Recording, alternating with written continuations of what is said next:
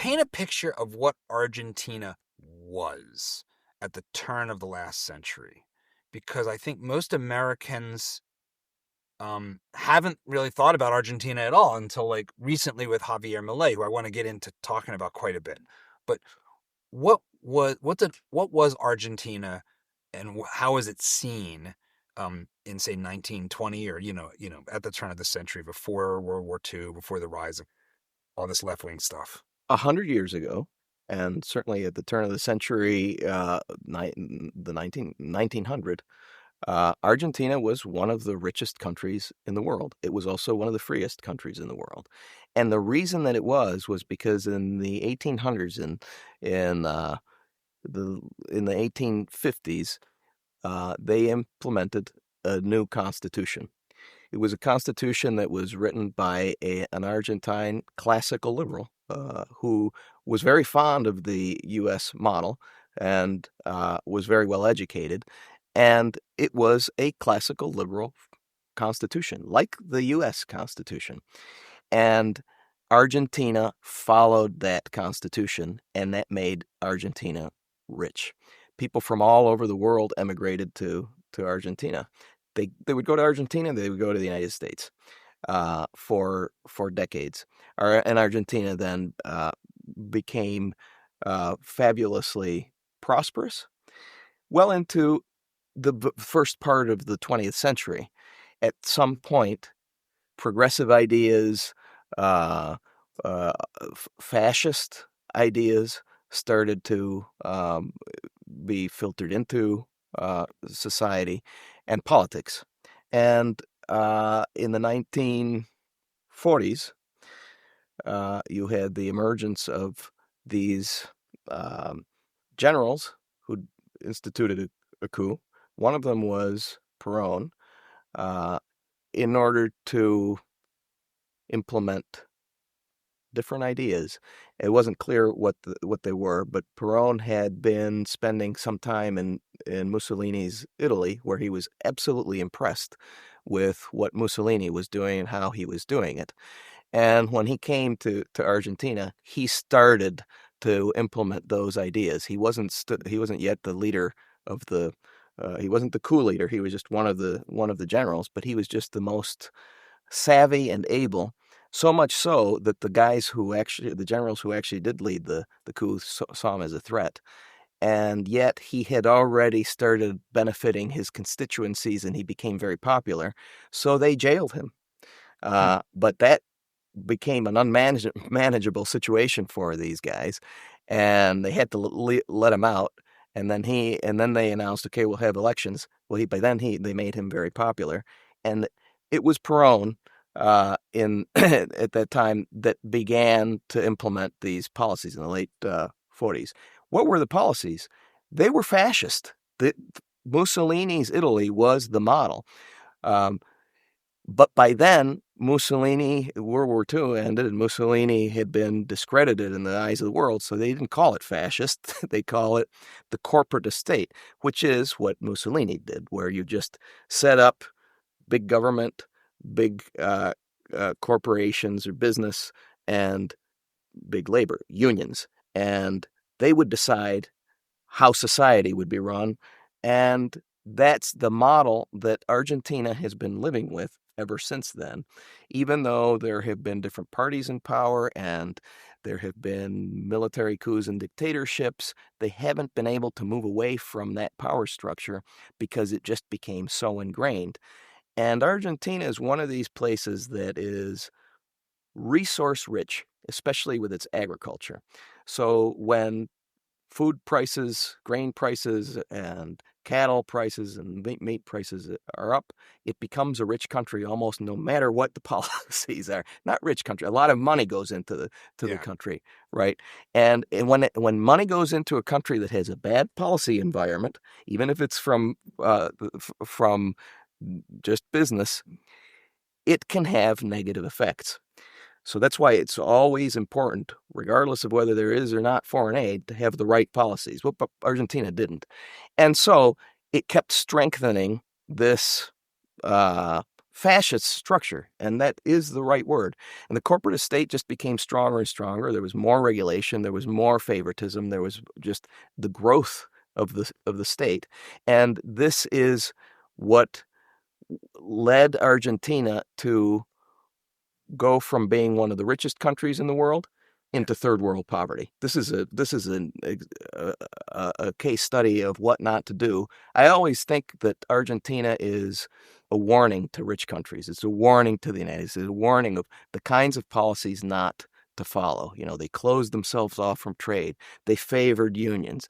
They gave government such a lead role in all the decisions in the economy and other things. So what we see in Argentina is not just it became poor, it went from crisis to crisis, so hyperinflation, debt defaults, um, economic and financial crises every 20 or so years. And during this whole time, they haven't been able to get out of that corporatist structure until now, because that is what Javier Milei, when he ran for president, was denouncing. And that's one of the things that made him different. He's the first politician that said the real problem here is all of that. We shouldn't try to improve on the model. We should get rid of it completely. And that was new. So you have why did this sort of Peronist fascism give rise to so much inflation? Because it seems like inflation has been the great scourge, not just of Argentina, but obviously of Venezuela. And it seems like that is often, the follow the money. The monetary system seems to be the place where total social destruction comes about. When you have the government in charge of so much and it's financing so much, and you have all sorts of privileged groups all across your political system, somehow you have to finance them because this is not a self-sustaining model. So as long as there's some money, you can finance it. Then the government goes into debt and spends and spends. And then in order to finance that debt and those huge deficits that result, they print money. And that's when inflation starts going up. And that's when you also get hyperinflation. And that's when you get the economic and financial crisis and debt devaluations and debt defaults. And that's the story of Argentina. It goes through these cycles where it goes up and then it goes down, and it goes up and it goes down, it goes up and it goes down. But the trend relative to other countries is that it gets poorer over time. And that's what's happened. So here we are, the most radical leader, certainly of my lifetime, maybe of the past 100 years plus, in Javier Milei. He is the most radically pro-free enterprise um, public figure. I mean, he calls himself an anarcho-capitalist, which is to say there shouldn't be any government at all. It should just all be a free market with us inventing everything, including our own law. If you take that, that's what that means. Obviously, he's the president of a country, so he's not dismantling himself, but he's dismantling a lot. Well, that's right. I mean, what is going on in Argentina is highly unusual. First of all, they have a president who campaigned on a radical platform of liberty. And that radical platform said what Argentina needs is a complete paradigm shift. We're going to throw away everything that has been established over the past 80 years called Peronism, and we're going to replace it with what he calls a new social contract, which is you can pursue your life project as you see fit as long as you respect the equal rights of others. And what that means is liberty. And in the economic sphere, it means the free market and getting rid of regulations and reducing the size of government and establishing limits on power and the rule of law. So that was his proposal, which meant cutting spending. It meant getting rid of all the favoritism in government. And that's what he got elected on. So that in itself is unusual because typically what you have gotten up until that point in Argentina and most countries is guys who compete about how populist they can be, or how can they make the big state work better, right? Vote for me and I will cut you $25,000 checks for X, Y, and Z. It's sort of like clientelism. Like, well, I'm going to Yeah. buy your vote with other people's money, but if I'm buying everyone's vote with other people's money, where am I getting from the money from? I'll just print it. So instead of treating people like children, we're going to do this for you, and he said that everybody has agency, and he treated them like adults and told them, this is going to hurt. I'm not going to promise you anything other than it's going to hurt, but after it hurts, it's going to be better.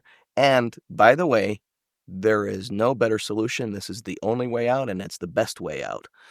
And he talked to people like adults. That is very unusual, and that's why I consider him the anti-populist. I think that the international press sometimes gets him wrong when they say, he's part of this populist right movement and so on.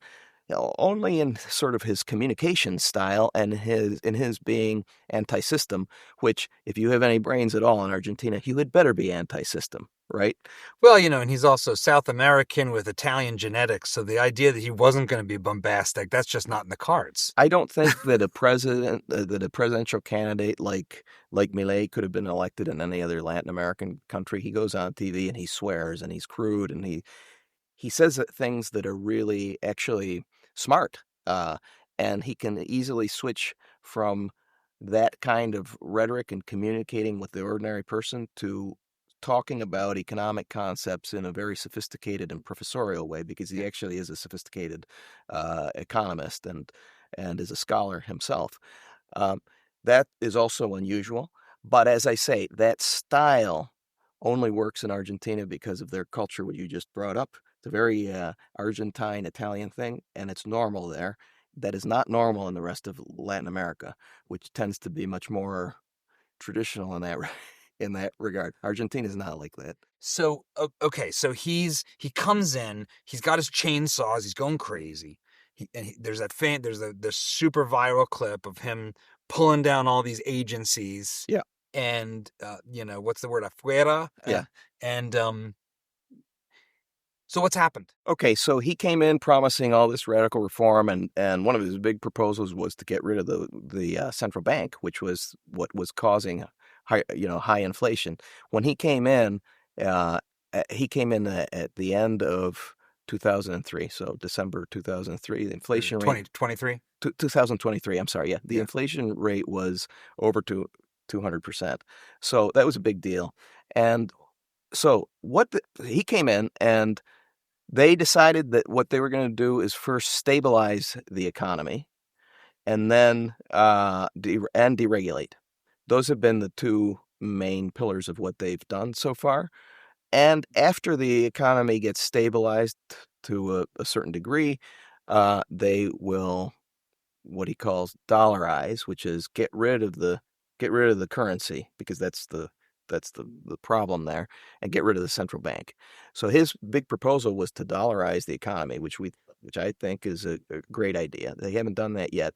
What they've concentrated on then is cutting spending. He cut 30% spending from 30% of the budget has been cut. That's amazing.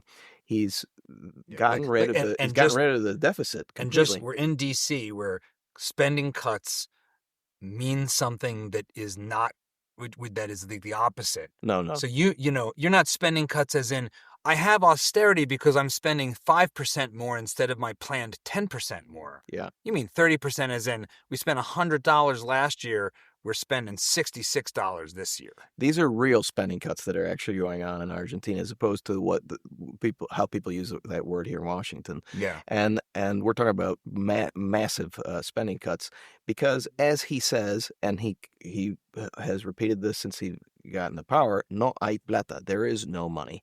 And they're not going to print money. So that's another thing that they did, is they stopped printing money to finance things. And how is he able to get that to happen? How much control does he have over the central bank for that to happen? Full control, because in Argentina, the central bank has not been independent for a long time. Oh. And of course, it would be better to have an independent central bank and a system that works. But his proposal is the central bank has been at the root of the problem in Argentina. We have to get rid of it. Before they get rid of it, what they're doing is stabilizing the economy first. By that, he means getting spending under control and getting inflation under control. Yeah. And at the same time, they've started deregulating almost everything that you can think of. But since Argentina is one of the most regulated countries in the world, they have a long way to go, and they have a big challenge ahead of them because there's just so much to do. I believe that there are some things, like he said, there's going to be some pain that, like, maybe poverty rates and stuff have gone up in the short run. How do you understand what the downside adjustments and pain has been? He said they're going to experience pain. What has that pain been? Yeah, the way that I look at reforms of this type, I I don't think that I don't think of these things being the result of the reforms. These are the increase in poverty and the pain is the result of the bad policies that came before that inevitably you're going to have to fix. You either do it now or you do it later. Yeah. And so there isn't a way of avoiding that. And the best way is to do it quickly, which is what he has chosen to do. If you like this clip, you should check out the full video and all the other great content we've got at Dad Saves America. So be sure to hit the like button, subscribe, and ring that bell so you won't miss our new stuff as it drops each week.